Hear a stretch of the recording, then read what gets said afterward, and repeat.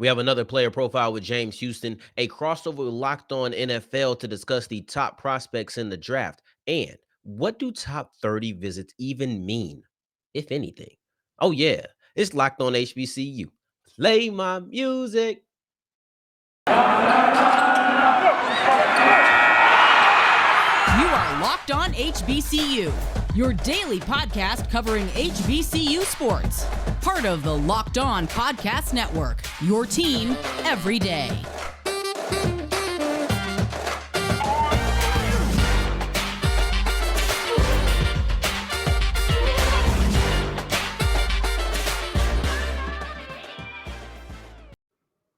What's going on, family? Welcome back to another episode of the Locked On HBCU podcast, your number one daily one-stop shop for everything HBCU athletics, Monday through Friday, part of the Locked On Podcast Network, your team every day. And I, of course, am Deion Gray, a.k.a. the Mouth of the South, Texas Southern alum, and former TSU Herald Sports editor. Thank you for going on this journey with me, making Locked On HBCU your first listen of the day every single day. I told y'all I was excited about this week, and that has not changed. We're 3 episodes in, so we're going in our Wednesday episode, and I want to talk about James Houston as our player profile as we open up today's episode of Locked On HBCU.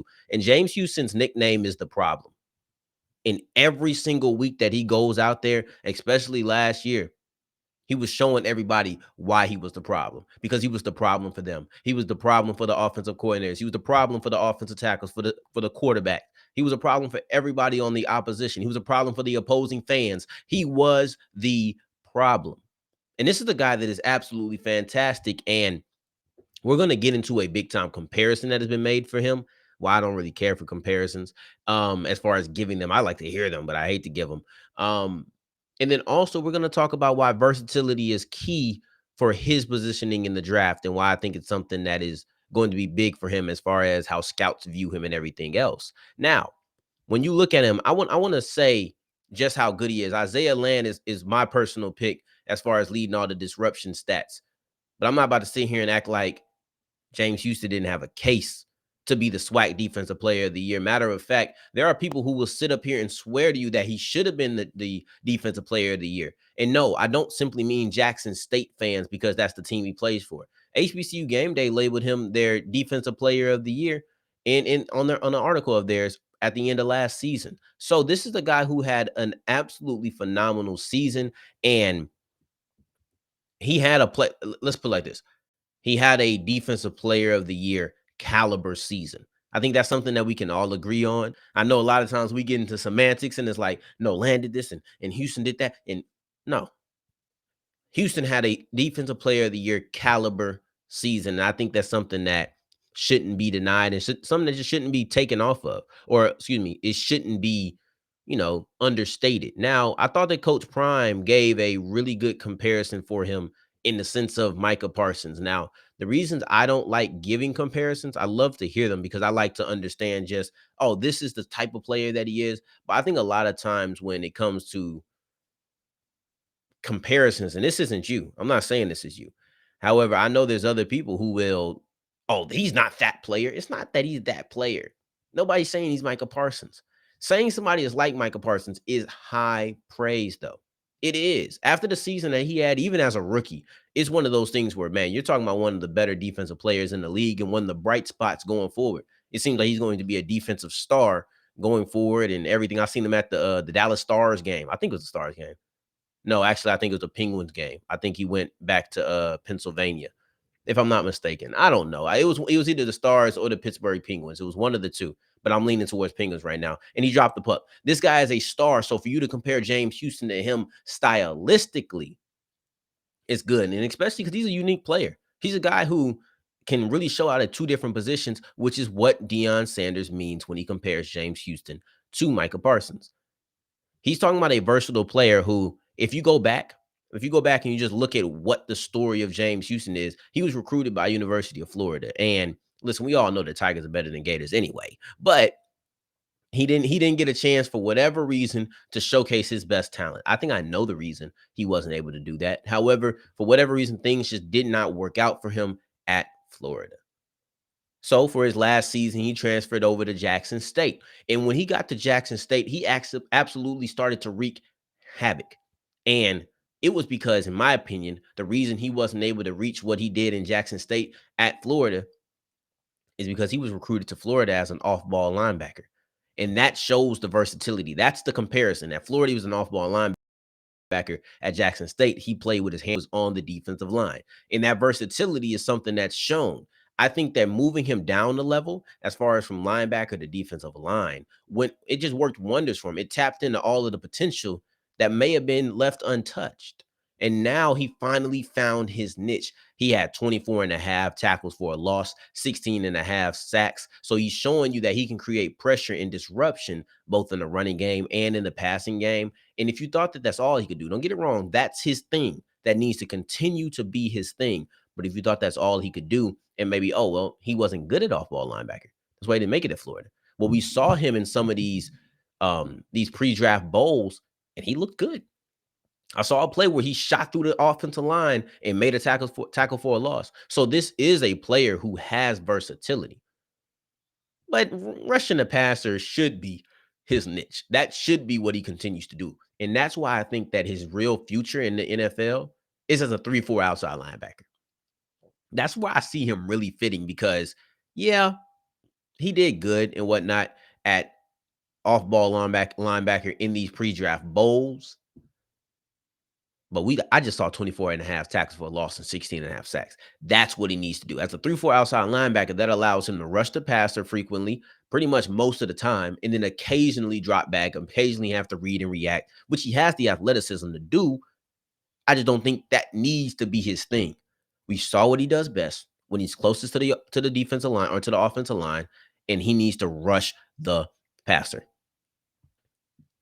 James Houston, I'm not going to sit here and say he's Micah Parsons, but he's Micah Parsons-esque with his ability to move between off-ball linebacker and defensive line. There's going to be a lot of people who doubted him being able to go back a level the same way they doubted Parsons being able to come up a level. Maybe he'll have the same sort of shock value to him. Now, going forward, I want to do a crossover with Locked On HBCU. With Locked On NFL and Locked On HBCU. I'm with my guy, Ross Jackson and Luke Braun, talking about some of the best HBCU prospects in this year's NFL draft. But first, let's tell you about the best protein bar on the market. And you know what it is by now. I'm talking about Built Bar. I think that Built Bar is one of the better things that we talk about here because in addition to being tasty with a multitude of delicious flavors, so many that I wouldn't name all of them because I feel disrespectful for leaving out the multiple delicious flavors that I am going to not say because of time crunch. Now, in addition to that, they're giving you 17 grams of protein, 4 grams of sugar, 4 net carbs, and then also they have P. Diddy's favorite protein bar on the market, and that is the Built Puff. Yes. Now, while the original Built Bar is covered in chocolate, this one is covered in marshmallow and chocolate and still has all of the health benefits. Man, this is the kind of things that P. Diddy will make people walk around across town on making the band just to go get. Go get me one Built Bar from across the market in Queens. That's exactly what I think I might have heard him say it on the reboot that they might make. And if they do, I need my check.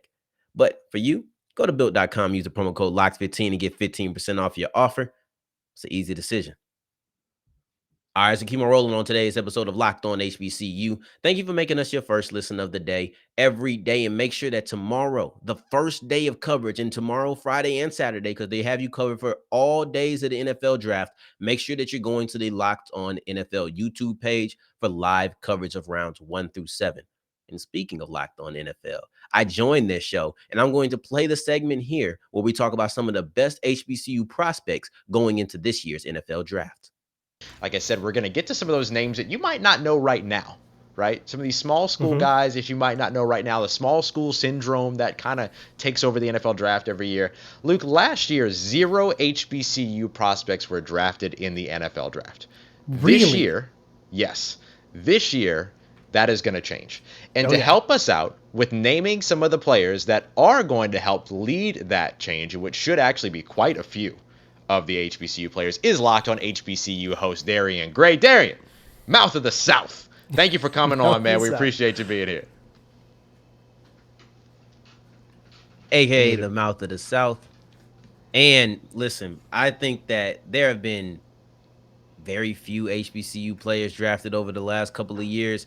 I think we're going to see a pretty good uptick in that in the next couple of years. But this year in particular, we're going to see probably 5 to 7 guys, in my opinion, get drafted in the NFL draft. Anything above that, that's a real good success for HBCUs. That's lanyap right there. Is That's what land, that yeah. is. That is lanyap right there. All right, so you say 5 to 7 guys coming out of HBCUs this year. Now, I have to ask you about one guy in particular. Luke and I both have like specific guys we want to ask you about, and then we'll hit a couple of other players. But you know I have to bring up FAMU. Yes. I got to bring up safety Marquis Bell, our guy, as we decided the last time you visited over at Locked On Saints. Tell us a little bit about safety Marquis Bell, who should be going in this year's draft. Man, Marquis Bell to me is a special talent and somebody that I think we spoke about it on Locked On Saints in the sense of he's really good against the run. And he showed that this year with most of his impact being closer to the line of scrimmage. But because there was a heavy emphasis on exposure this year, a lot of people missed what he did before this year. And prior to this year, when Florida A&M was still in the MEAC, he was one of the better ball hawks in that conference. So you're looking at a guy who excels close to the line of scrimmage and a guy who led his conference in interceptions a year prior. So what may seem as just a box safety, I completely hate that term, but people know what I mean when I say it. So a box safety, that's not all he is. He's somebody who I think has positional versatility. And if you're going to put him back there, probably in a 2 safety set or it's more of a cover 2 or a cover 4 set for him, I think that would be best. And he really gives you a lot, man. He's a hard hitter. He plays football how I used to like football being played. You know, he wants to come through and lay the wood. Like I really do appreciate his game. I wanted to ask you about, I want to stick with the secondary and ask you about Joshua Williams out of Fayetteville State. Because I feel like guys with really generic names get overlooked a lot by the media because their names don't pop off out of lists. This won't be the only one of these we talk about today, by the way. I have the exact same theory about another player we'll talk about later. But I've been a big fan of this guy. I feel like I'm like 50 spots higher on him than consensus, but tell me about him. He has one of the more interesting paths to me. I think it's been since it's been a long time since a guy from Fayetteville State was drafted. I can't remember the exact year, but just know it's been a while. And Joshua Williams not only has a chance. I watched a lot of Chuck Barkley, and I know that I should never use guarantee, but he feels almost like a guarantee to come out and get drafted, man. This guy is so talented, and his path to the NFL draft was really cemented with the Senior Bowl. He got the Jim Nagy cosign where Nagy was like, man, this is the guy. And it's interesting because when you compare him to a guy like Marquis Bell, not stylistically, but the way that Nagy responded to Bell as opposed to Williams, Nagy kind of stamped this guy as the best HBCU defensive back to come out this year. I just looked it up because you said it. Fayetteville State has not had a draft pick since the 16th round of the 1976 NFL draft, James Godwin. And we don't even have 16 rounds anymore. You could go 2 drafts and get to 16 rounds. Like, I remember that home. Like that guy would be a undrafted free agent. Like that's just how long it's been just to hammer that home. 16 rounds. Like, come on. I don't even know 16 rounds. So we've got 2 defenders that we put on the list so far. What offensive players stand out to you that are worth watching and names to know going into the NFL draft this year? You're going to have Aqeel Glass, of course. He's a quarterback. I'm kind of on the fence on whether or not he gets drafted. He's had a really good pre-draft showing. Unfortunately, it didn't culminate in a great Legacy Bowl. And it's really, really tough because that really was an example of how good the defensive lines at HBCUs are, specifically in the MEAC with guys like Deshaun Dixon, but we're focused on the offensive side of the ball right now. I kind of want to go with some lesser name guys like a Marquise McLean out of Southern or a Keith Corbin out of Jackson State. Both of these guys are more big body receivers. Some people think that McLean could be a tight end or a big slot. And then Keith Corbin is a really good run after the catch guy who did it both at Jackson State and then also at University of Houston. And if I had to get one guy who I think would be a real sleeper, like not just the fact of being from an HBCU, but a sleeper amongst those ranks, I think it would be Ezra Gray out of Alabama State because Ezra Gray has special team capability that can get you on the field immediately. See, it's great to be a good player. It's great. But when you have something like special teams that you know you can get on the field rather quickly, and they don't mind putting some later round guys on special teams, maybe as a punt return if he shows that, I think that could get him on the field right away. And you can really know, oh, we know this guy from Alabama State. Very nice. Very nice. That's all I had to say. Go ahead. All right. I love that you talked a little bit about special teams because obviously that's the quickest way, as you mentioned, for some of these guys to make their way to these rosters. Any other players that you're looking at that are worth paying attention to from that? I think one of the guys that I know for sure that I'm going to be watching to see if he goes off the board is Southern Shatire Carter, the offensive lineman. Jermaine Martin is another guy, right? The young running back who's got some good speed. Any of those other players that we should be keeping an eye out on? Yeah, I think that Carter is a guy who I feel pretty confident he's going to get drafted. I think that the 4 HBCU players who went to the combine, that's Bell, like we named, Williams, Carter, and then Jacoby Durant. I think that they're all 4 going to get drafted. Did you say on the offense or defense of the ball side of the ball? Did you No, either side. Okay. I'll give 2 for each then. I'll give 2 for each. I can't get out of here without saying Keyshawn James. I don't think he's going to get drafted, but he's a defensive lineman out of Fayetteville State. He's a teammate with Joshua Williams, and even with Joshua Williams on the team, he won CIAA Player of the Year, Defensive Player of the Year, had 23 tackles for a loss, and just continuously got better every year. In addition to him, I want to talk about James Houston, who has a lot of positional versatility. I think that he could be a really good 3-4 outside linebacker just as far as size goes, with the ability to play with his hand in the dirt. I know he wouldn't do that in a 3-4, but then also he'd be an off-ball linebacker. I just think that versatility would mesh with him really well, maybe as an edge guy. And then on the offensive side of the ball, I'm going to go with Jermaine Martin. Definitely have to mention him because I love explosive running backs. He's done that on a consistent basis. And then we already named Carter. Let's see. Let me get a second one out here. I'll go with Joshua Wilkes. I'll go with another guy who I haven't heard much buzz about as far as a player, but Joshua Wilkes is a phenomenal deep threat. In guys with specialties, they make teams. They can be effective. If I know you can go deep and you're really good at it, there's a place on my roster for you. Ross, there's a place on the roster for that guy in New Orleans. Yes. A guy who can specialize in going deep. So those specialty guys can get you a roster spot. Especially if they can gun or they can cover kickoffs and stuff. Like that's really like that. And that's an underrated thing that I don't think we get in a lot of scouting reports. I agree. Look, if y'all want to hear more from Darian, hear more about HBCUs, listen to Locked On HBCU on Daily Show, just like this one. Check it out wherever you find your favorite podcasts. Thank you so much, Darian. Thank you for having me, man. I hope that we get 5 to 7, maybe 8 HBCUs player drafted, and I get to come on here again and talk to you guys at some point. Y'all think I showed out? Y'all think I put on for the HBCUs and gave us a good show, promoted our players right? I hope so. That's what I want to do every time that I'm on the national stage. Listen, y'all might not hear about HBCUs all the time, but when you do, especially when it's coming from me, it's going to be on point. You understand? Now, another thing that is on point is Rock Auto, and I need to get my brakes fixed. And I know exactly where I'm going to go. I'm not going to wait until the last minute where I need to go get it fixed immediately. No, I'm going to go ahead and order myself some brakes from Rock Auto and have them shipped to me and get my at-home mechanic or, a friendly mechanic to go ahead and work on them. Just go ahead and bring the parts to them. Now, the reason I do that is because I could go to some auto parts store, but I don't want to for the simple fact that they're going to charge me 50, 60, 70% more. And why would I want to do that when I know I could save money? I know I could be comfortable, and I know I'm going to have options and not said, this is what you need to get. Get this one here, go, I'll ring you up. Calm down. Let me move at my pace. That's what shopping online does. And I love a family business. And that's why Rock Auto is truly my favorite place to purchase things, because it's a family business and I don't have to pay as much. Yeah, sign me up. Let me go ahead and start fixing my car. But you need to go ahead and go to rockauto.com and put Locked On in the How Did You Hear About Us section. All right, so we're wrapping up today's episode of Locked On HBCU. I want to talk about these top 30 lists. And this is in a draft cycle where you get your top 30 guys. For each team, you get them. And what does it mean? Does it even mean anything? I think that this is one of the things that when you dig a little deeper, you get to the true meaning of why a top 30 visit does have some significance.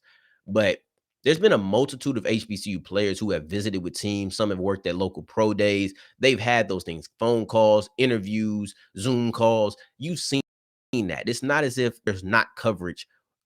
Hey, this guy got talked to. We're bringing Badajo on the show on Friday. I'm just gonna promote it right there. We're bringing a guy who has had quite a bit of calls and communication with NFL teams and even a team in the CFL. We're bringing him on the show on Friday. So I guess I let this what did Flawless say on Rhythm and Flow? I ain't mean to spill the beans like a bad chef. That's what he said. I don't know how I forgot that, but I did it. So you guys will see him on the show on Friday. That's a done deal. But top 30 visits, those aren't as accessible. Those are rare. Only 3 HBCU prospects have had them. James Houston, who we talked about at the top of the show, Marquis Bell, who we all know that I love, and Joshua Williams, somebody who rose from Fayetteville State up to the NFL ranks, and he was our number 2 player on our top 10 draft eligible HBCU player list. So these are all 3 deserving guys. Now, when you look at them, Joshua Williams went to the Chiefs and the 49ers. Marquis Bell went to the Cowboys, and James Houston also went to the Cowboys. But before we even talk about it, what is a top 30 visit? So every NFL team is allowed to have 30 players come in that they fly into the facilities, go to a team dinner with them, things of that nature. But you only get 30 people. That means it's exclusive. You're not out here doing it for everybody. Now, the reason I say it's a little bit tricky is just because you're a top 30 visit, it don't mean that you're going to get picked by them. This is not your top 30 picks. This is not picks 1 through 30. They're not just going to take the 30 best players in the NFL draft. That's not what's happening. So it does not mean that you're going to get picked by him. It doesn't mean that by them. It doesn't mean you're going to be a first round pick. Those are not the things that it means. Let's get that very clear. And just because a team doesn't contact you for a top 30 visit, it doesn't mean that you won't get picked by them. So I feel like when you say it like that, it may say, well, Darian, what are you saying? Are you if I can have the visit, but it doesn't guarantee that I don't get picked? Or excuse me, if I can have the visit and it doesn't guarantee that I get picked, I cannot have the visit and it doesn't guarantee that I don't get picked. What does this even mean? Is this a seemingly meaningless distinction? And I think maybe at face value, it may seem like that when I put it like that. But when you dig just a little bit deeper, it says that the team is interested, seriously interested. Not just, oh, yeah, we can bring him in. No, you're really interested in this guy because you only have 30. You have 30 players that you can bring in and do this with. You obviously were invested in seeing, well, what does James Houston bring? What does Joshua Williams bring? Why should I add Marquis Bell to my lineup? Those are the things that you are looking for. And that's why you bring somebody in to be a top 30 visit. And it's more than just that. Now, you're not bringing a guy in who could be an undrafted free agent. If I think you're going to be an undrafted free agent, listen, this is me. This is how I'm thinking. If I feel like you're going to be an undrafted free agent, what am I bring you in for? I already think I can get you. I believe that as a top 30 visit, not only does it signify that, hey, this team is interested in you, it also means other people are. I think that top 30 visits are a good way to signify or at least speculate who could be a draft pick as far as on the HBCU ranks. A lot of times when you see these other guys, you kind of have a more concrete feel. But with HBCUs, it still, no matter how much hype is here, until it actually happens, I don't know. I do not know what's going on. I'm still up in the air with how many people I'm going to have on our or how many people we're going to see that's going to get drafted. So I'm still not sure about it. And as far as these top 30 visits, to me, it says, well, James Houston, if a lot of people, especially James Houston, because I already feel very confident that Marquis Bell and Joshua Williams are going to get selected in the draft. But with James Houston, with the Cowboys bringing him in, I'm sure that they've been talking to a lot of people around the NFL. We've got the feel, oh, somebody is looking at Joshua Williams, or excuse me, James Houston, and it's not just the Cowboys. I don't know, maybe it's the Bills, maybe it's the Eagles, but it's something that made you say, we can't just get this guy after the draft. We have to see what he's about and see if we want to invest a draft pick in him because we're hearing that somebody else might grab him. Somebody might scoop him up. Those are the things that I see when I see an HBCU player as a top 30 visit. It's not the same as a guy who came from Florida State a lot of times. A lot of times you see these top 30 visits, and they're guys who you're hearing in the top 3 rounds already. But these are guys who you're hearing in the back half of the draft. So with that, it signifies, okay, y'all think this way. Y'all think this way. So it gives me a better understanding of how many HBCU players are going to be drafted in the NFL draft this year. By the way, we're kicking our show off with that tomorrow. So that's why you need to make Locked On HBCU your first listen of the day every day, because you're not going to miss this. This is my prediction on day 1 in the NFL draft. I'm going to give my prediction for how many HBCU players that we are going to see drafted. I'm excited for it. Now, for your second listen of the day, make sure you're checking out Locked On NFL Draft, because they're getting you prepared. If you haven't started yet, it ain't too late. Go to it right now.